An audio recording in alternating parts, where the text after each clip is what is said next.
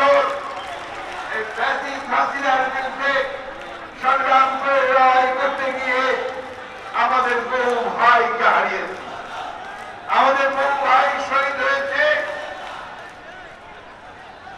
গুম হয়েছে, খুন হয়েছে, ৬০ লক্ষ মানুষের মধ্যে মিথ্যা মামলা দিয়েছে।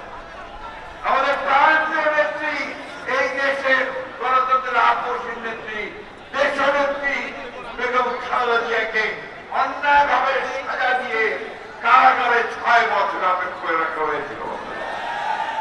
আমাদের নেতা, যে নেতা আমাদেরকে নেতৃত্ব দিচ্ছেন, আমাদেরকে স্বপ্ন দেখাচ্ছেন নতুন বাংলাদেশের, যিনি আমাদের ৩১ দফা কর্মসূচি দিয়ে গোটা জাতিকে সামনের দিকে এগিয়ে চলবার কাজ শুরু করেছেন, সেই নেতাকে মিথ্যা মামলা দিয়ে নির্বাসিত করে রেখেছিল।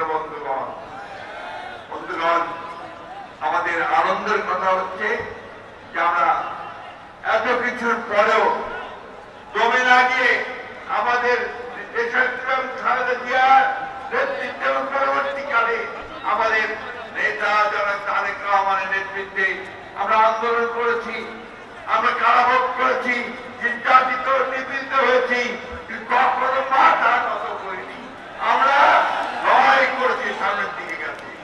বন্ধুগণ, আমি আজকে আমাদের সেই সব শহীদ যারা এই দীর্ঘ ১৫ বছরে এবং জুলাই আগস্ট মাসে যারা প্রাণ দিয়েছেন, শহীদ হয়েছেন, তাদের প্রতি শ্রদ্ধা জানাচ্ছি। শ্রদ্ধা জানাচ্ছি আমাদের সেই সব আহত ভাইদেরকে যারা আহত হয়েছেন, বন্ধু হয়েছেন, চোখ হারিয়েছেন, তাদের প্রতি সহানুভূতি জানাচ্ছি এবং আশা করছি যে তারা আমাদের সরকার তাদের সুচিকিৎসার ব্যবস্থা করবে। আমি বক্তব্য দীর্ঘ করবো না, নির্বাচনের তারিখ ঘোষণা হবে খুব শিগগিরই। আমাদের নতুন জুলাই ঘোষণাপত্র হয়েছে, সংস্কার আমাদের চেয়ারম্যান তারেক রহমান সাহেবের যে দৃষ্টিভঙ্গি ৩১ দফা, ৩৬ দফার বাস্তবায়িত হতে চলেছে সংস্কারের মধ্যে দিয়ে। আসুন আজকে আমরা সেই শপথ গ্রহণ করি যে আমরা বাংলাদেশকে সত্যিকার অর্থে একটা সুখী সমৃদ্ধ বাংলাদেশ গড়ে তুলব।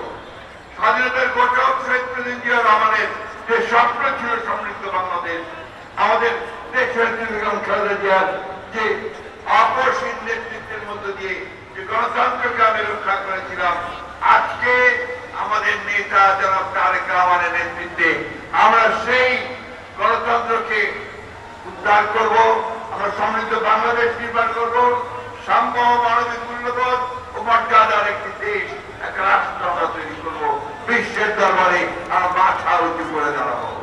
আমাদের ভারপ্রাপ্ত চেয়ারম্যান সাহেব এখানে উপস্থিত আছেন, আসুন আজকে আমরা সবাই আমাদের পক্ষ থেকে তাকে ধন্যবাদ জানাই যে তিনি আমাদেরকে নেতৃত্ব দিয়ে আমাদের মুক্তির পথ দেখিয়েছেন।